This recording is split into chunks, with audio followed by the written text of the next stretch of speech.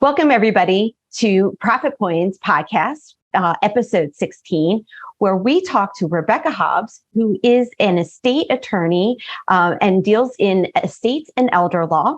And we talk to her about the foundations that are needed when you have a business and the items to consider in your estate when you're making those plans for you and for your heirs. So please join us on Profit Points Podcast. Welcome, Rebecca. Can you tell us a little bit about yourself? Yeah, thank you. Thank you for having me. Yeah, so as Michelle said, I am an attorney. I practice estate planning, estate administration. I do a lot of elder law. I'm a certified elder law attorney. So I am a partner with the law firm Weiss Mattei, and we are out of Pennsylvania in the suburbs of Philadelphia, so Phoenixville and Pottstown. But yeah, that's what I do. This is right up my alley. Awesome. So we're talking to the right person then. That's great. Yeah. So, first of all, just to kind of frame the questions really that we're hoping to get some answers on, or at least have a discussion on, is many of the people that are in our community are small business owners.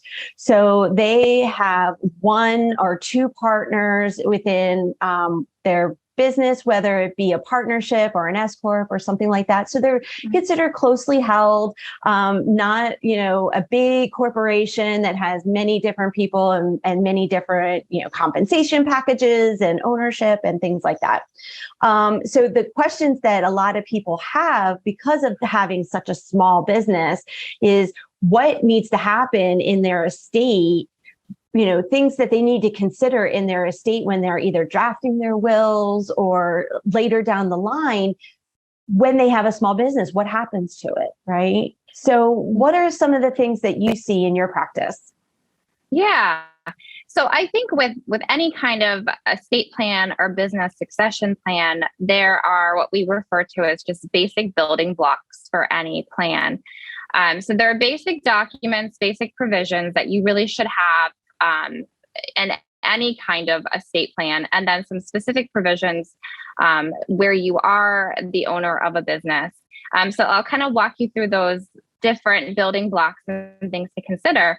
And then, of course, just to be mindful, in the framework of this conversation we're having today. So I do practice in Pennsylvania. Estate planning, although there's some basic concepts that apply to anyone in any state, as well as some basic business succession planning blocks. It is important to make sure that you understand and speak with an attorney in your specific state. Absolutely. Just to make sure that everything is covered, because each state does have some nuances. So when we're talking about basic estate planning and kind of where you start, so there's really three primary documents. And you mentioned the last will and testament, and that I have found is a document most people are familiar with, right? Yeah, sure. So that's the document that says when I die, what happens to anything that I own. And that document is super important. And it really should not only address, who you want to receive your estate upon you passing away, but also appointing an executor to be able to handle your estate and wrap up your affairs in the event something would happen to you. And when you're a small business owner, that person is going to be really important, because not only now are they in charge of, handling any of your investment accounts or dealing with any of your real estate, but now they're also going to be in charge of potentially wrapping up your business, depending on what your succession plan is. And dealing with that. So it is someone that you need, especially when you're a business owner, you need to think through who do you want your executor to be, and who is going to be able to take on that role, have the time to take on that role. Right.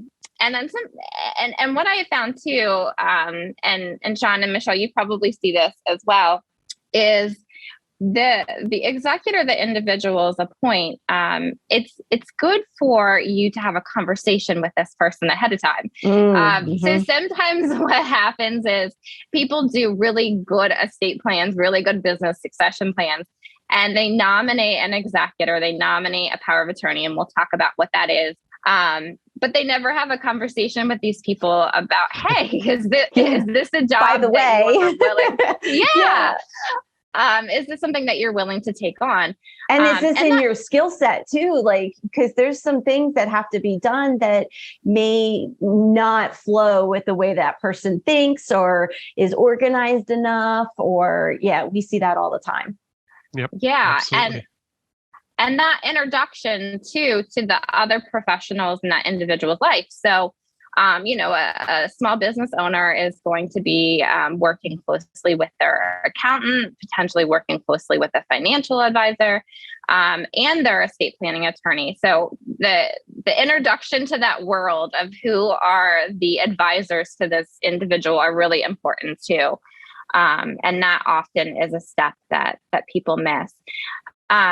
So in your last will and testament, I think that one, make sure you have a last will and testament. I think a lot just of people, getting to that point is so important, right? Because there's so many people that put that off, or they just don't address it, Right. Yeah. And the other thing, so I have found with a lot of my clients that are business owners, is they are typically very independent people, very do it yourself. I can get this done, get this task accomplished, where they sometimes will opt more for the will that you can find online, opposed to actually meeting with an attorney to go through that document. And sometimes that will work. But I have found that a lot of times those documents, there's things that are missing that can create a nightmare when the individual passes away. So it's important to make sure that you meet with an attorney to have these documents done. I think that's a key, just so they can kind of walk you through all those different nuances. Yeah, I think that is true in a lot of areas for entrepreneurs. They do think that there's things that they can just handle and do themselves. But initially it might be okay. But later when things get more complicated, or they have certain things that have to be done a certain way, it is time to let go of those reins and seek out the help of a professional. And we see that on our end all the time, Sean, right? We have clients that did things themselves. Yeah. I mean, you get what you pay for. So if you're doing it yourself and you're paying nothing, that whatever you've done could, that's what it's worth. So having professionals deal with these they're complicated matters. It's not cut and dry, and it's not easy. So you need to have somebody who is a professional who knows what they're doing, take over the reins, like you said, to do this. Yeah, I agree. And, of course, I'm an attorney, so I'm going to tell you that I agree with that, right? Higher up. But you see that you also see the repercussions of people not doing it the right way. So, sometimes your perspective is very different than, somebody who only has themselves to think of, Right. Yeah. And I think, a last will and testament, a lot of people think, okay, well, this is, a simple document and it has these kind of standard provisions in it. The one piece that I have found gets missed a lot with the last will and testament is the coordination of the will with the business documents. So a lot of times when the business is formed, of course, you're going to have your formation document, depending on the type of business that you formed. And a lot of times within those bylaws, within the articles of incorporation, there's going to be language within those documents that explains what happens when you die. So you really need to have a coordination of those documents with your last will and testament to make sure that they're not saying two different things. And that is a piece that can get easily missed, and something that you want to make sure that when you're meeting with your attorney to do your will, that you bring a copy of all of those basic documents that you formed at the time you formed your business, so they can review those in light of what you're saying in your will. And that's really important. It is, because a lot of people, they create LLCs on their own online, or they do just a simple articles of organization with the state. but they don't have the formal operating agreements or articles of incorporation that kind of lay out all of that language. It's just, a formality to get organized in a state. So, that piece could be missing when you go to talk to your attorney for state work. Wow. Yeah, that's a really big point. Yeah, that is it is. And the other piece of this, which I briefly mentioned, the idea and the concept of a power of attorney, and that plays right into this with the basic formation documents as well, and your operating agreements and your bylaws, is what happens. So your will, of course, explains what happens if you die, right? Mm-hmm. And most likely your business documents will as well. But what happens if you get sick? What happens if you become incapacitated? Who's going to step in and run the business? Yeah. Yeah. So that's the piece, another big piece of the estate plan that owners of small businesses really need to think through is not only what happens if I die, but what happens if I'm not capable of running this business anymore? What's going to happen then? And that's where the power of attorney document comes into play. So a durable general power of attorney. And that document is going to explain, in the event of your incapacity or in the event of your disability where you're not capable of managing your financial affairs anymore, who's going to step in and take over for you.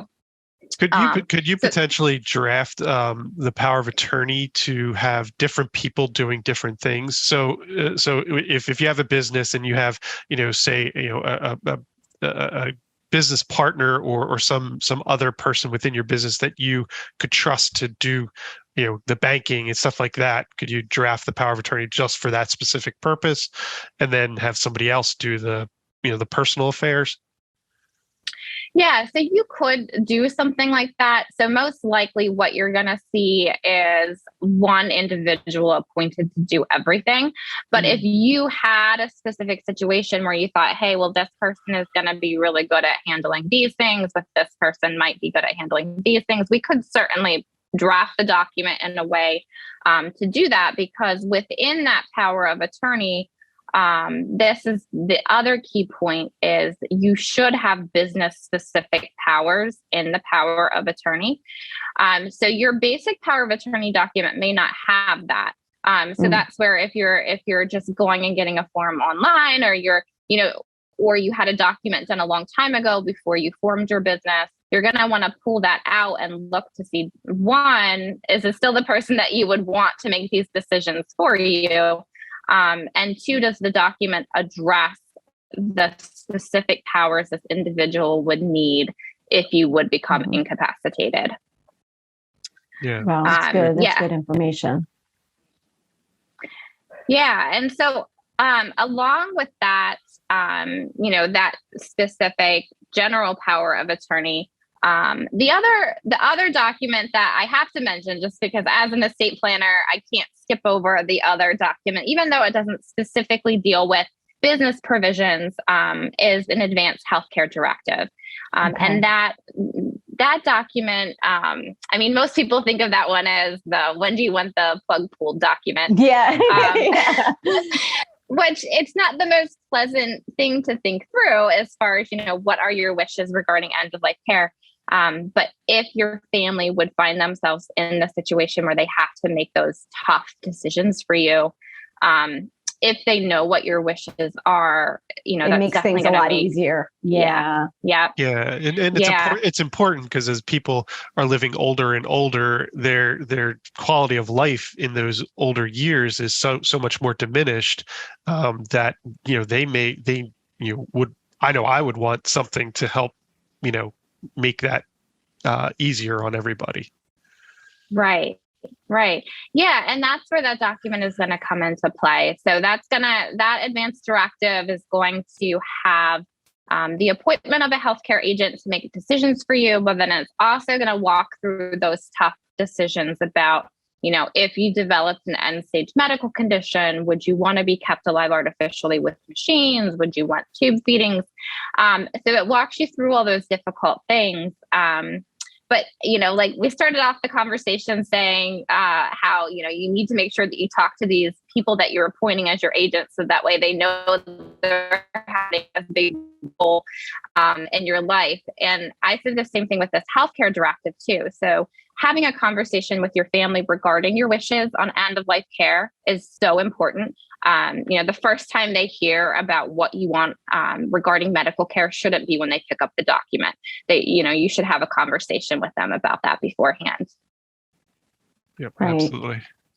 So these documents that we just talked about are considered the building blocks or the foundation that you would say, okay, at a bare minimum, these are the things that you would need to consider.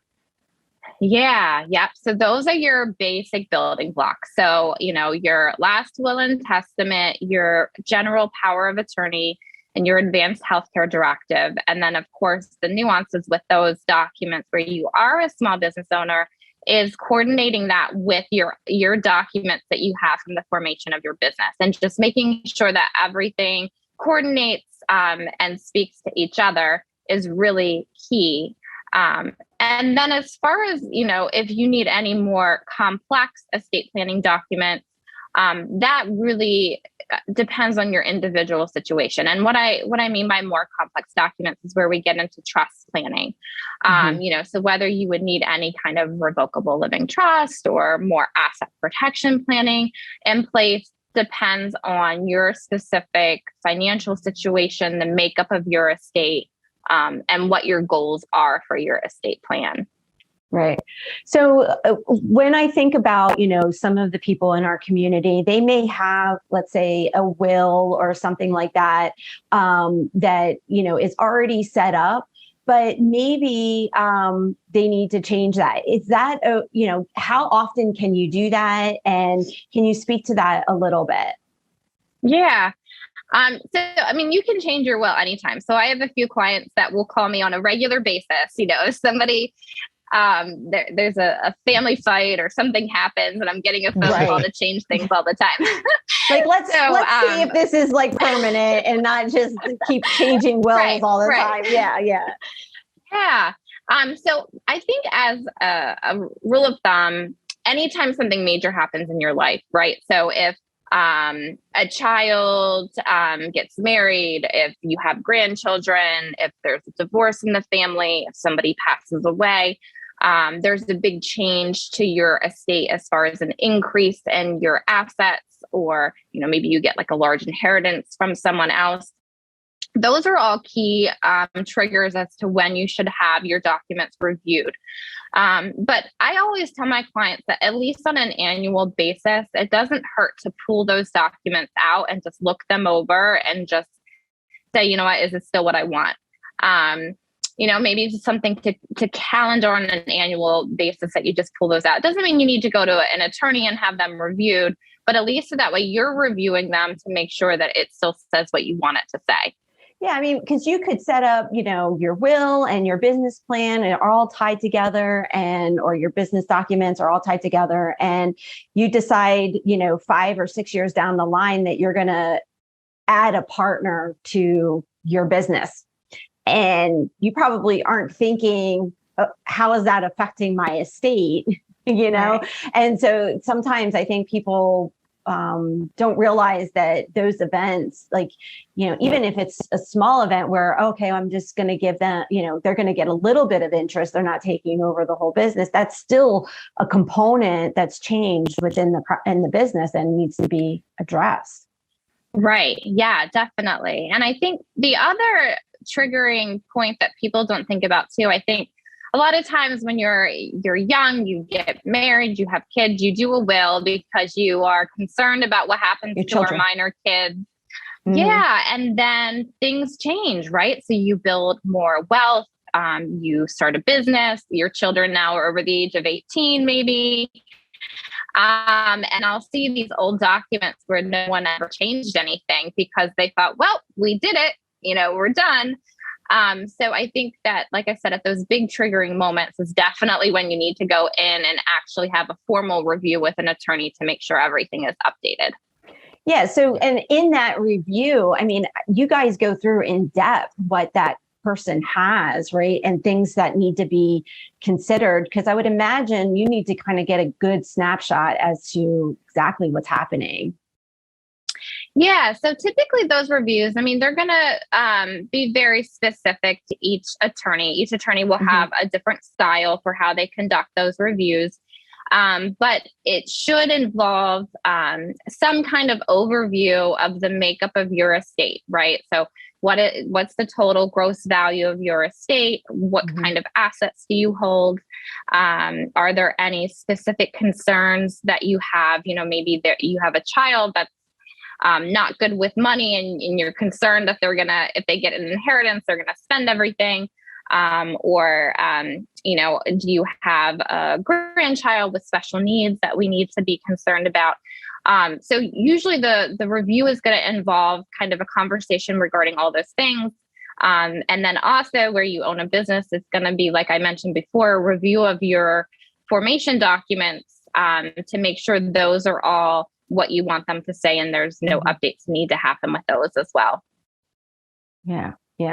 It's you got to be ready to have that conversation. I think, you know, get all your ducks in a row and figure out exactly what's going on, because sometimes there's a lot of different pieces that you may be forgetting about, or, you know, old agreements that you may have had or whatever. Yeah, and a lot of people don't like to have those conversations or don't want to have those conversations, and it just becomes so important to relieve, you know, when you pass away, that those things are in place to help, you know, your heirs, to help the people that have to deal with all this. I hear so many people that are just overwhelmed by all of the stuff that has to be done when someone passes away, and they just they can't get a handle on it, and they can't comprehend all of the stuff that has to be done. Right. So tell us, go ahead, Rebecca. Sorry. Yeah, no, I was just going to comment on that, because I think that, you know, people do get really overwhelmed. And I understand that. I mean, it's a lot of information that we're going over, a lot of different things, a lot of big decisions to think through. But I would encourage everyone to kind of take that first step. And even if you don't have everything, so maybe you have no idea where your operating agreement is, and you have no idea where your old will is, it's good to still have the meeting and start that conversation. You know, as busy professionals, I mean, I'm sure you both know, I know as well, you know, you get caught up in those day-to-day things, and it's hard sometimes to pull yourself out of that and realize, you know, this is super important. I need to make time to at least start this conversation, even if I don't have everything in order. So I just, wanted to comment on that, because it can be overwhelming to the point where people don't make that phone call. Don't do anything. They just stay like, oh, I'll just address it when I have more capacity to do that, or more energy to do that. Instead, then they find they're, you know, another 2 years down the line, they still haven't addressed it. And then you're playing Russian roulette with, you know, the future there a little bit. Right. So what happens when, let's say you have a business and you had maybe an old will or something very basic, and you do pass away? What, you know, and maybe the old will doesn't even address the business. How does that, you know, play out in a lot of cases? And I just speak generally, obviously. Yeah. So generally, and I actually am dealing with two situations right now with estates that they had businesses, and there was nothing specific to them in the will. So where that happens, generally the business is going to fall into what we call the residue of the estate, where then it's just divided in accordance with the residue. So for example, if you have 4 kids and you say everything goes equally to my kids, then that's what's going to happen with the business. That can get complicated because, you know, at that point, depending on what the type of business is, because, you know, I'm going to just speak generally, because sometimes you have a child who's interested in continuing the business, and then we're doing something different. But usually one of the first steps is the valuation of the business. Right. So that's usually the starting point for any estate administration, is to determine what the value of the business is. And that typically we're looking to people like you, Michelle and John, to help us with that valuation. And where we're lucky enough to have good professionals to work with, that process can go easy. If you have a situation like what I have, where there is a messy tax situation where taxes haven't been filed for the business in a long time and the records weren't kept very well, it can get really messy and really complicated quickly. Yeah, because there's a lot of cleanup that has to take place for those powers of attorney or the executor, executress, or whatever to get caught up, really, too, right? So then who has those records to be able to produce all those financials? Who's gonna do the taxes and get it all caught up, and who's going to pay for it? Like, where's that coming from? So generally, when anytime someone passes away and there is a business, the first step, like I said, is the valuation. And then the next step is going to be, whether the business is going to be continuing, or are we going to wind up liquidate, sell the business? So there's usually a lot of decisions that have to be made pretty quickly where there is a business involved, as to what's going to happen. And, a lot of times if the will doesn't speak to the business specifically, then we're looking to those business documents. But if both are silent as to what happens when somebody passes away, then that's where it's really up to the executor to make those decisions as to what's going to happen with the business. Mm-hmm. Wow. Yeah. A lot of moving parts. So again, when you're thinking about who's going to be the one to do all these things, obviously, when someone passes away, they've kind of known that they didn't file their taxes, but you may not think about that, obviously, or it may be sudden or something like that. But what happens in the event that there are some issues like that, the problems like that? Are you picking the right person that's able to handle those types of things? Sometimes we obviously don't know when we're going to pass, and you may have been something on your plate to do, but you didn't get a chance to do it. So yeah, and that's where I think it's easy for me to sit back and say keep good records, because when you're in the midst of it, I know it can get overwhelming, and you have a lot that's coming at you each day. But in situations where we're dealing with an estate, having those good records is so important to make sure that not only are we doing the correct thing now that you've passed away, or now that you are incapacitated, but also to make sure that everything was done properly during your life, to make sure there's no liability for the estate. That's good information. So are there any other things that we should be aware of in this whole conversation? I know it's very big, and you probably can have whole day seminars on these things.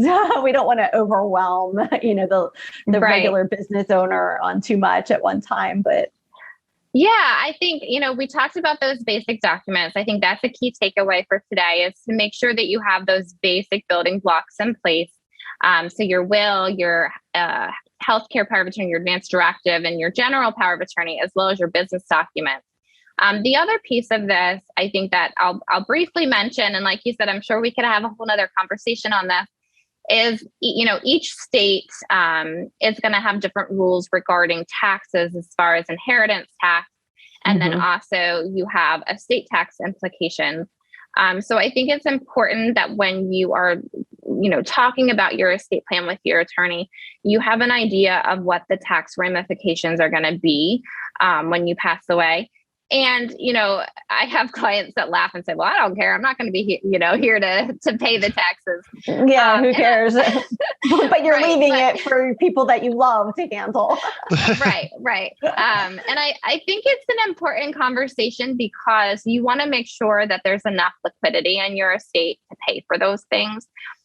Especially if the main asset, for example, is your business, and maybe your children do want to continue operating that business. Then you need to figure out, well, if we're not going to be liquidating anything to pay for final expenses and taxes, how are the kids going to come up with the money to do that?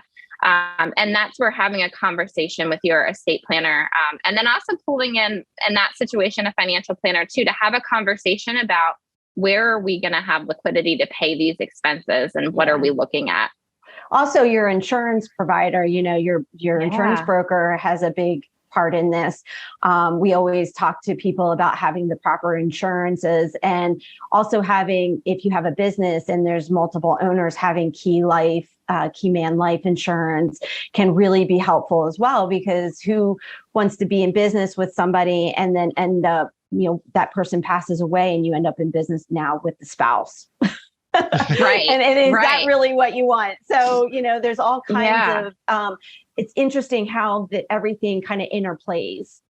Yeah, you're right. And, insurance can oftentimes be a really key component to that plan, and offering some options and liquidity to be able to buy out people and pay the expenses and do all of that. So yeah, I agree with that 100%. Yeah. And one thing I wanted to mention is sometimes when you're working with an accountant and you're working through tax matters on a personal level, or if it's your executor that's coming to an accountant to get things wrapped up for you, the accountant has a power of attorney that is for the IRS and for tax documents. This is different than a legal power of attorney. So just so that people are aware, when you're working with your accountant and they're saying, well, I want to act on your behalf in front of the IRS, there's things I can get for you, documents I can obtain for you, find out things, but I need a power of attorney. Just know that that's different than the power of attorney that was signed for legal purposes. Mm-hmm. Yeah, good point. So, Rebecca, thank you so much for joining us today. We're going to provide everybody with your information, and if they are in the state of Pennsylvania and want to reach out to you, you have so much knowledge in this area. And so we are just thankful that you were here with us today. Yeah, thank you for having me. So much. Yeah, absolutely. Thank you so much. So everybody, thank you for joining us. And we just wanted to make sure that you like and subscribe to us on YouTube and follow us. We also have a website, moderncpaonline.com. We are also starting a masterclass at moderncpaonline.com/masterclass if you're interested. So thank you, everybody, and have a great day.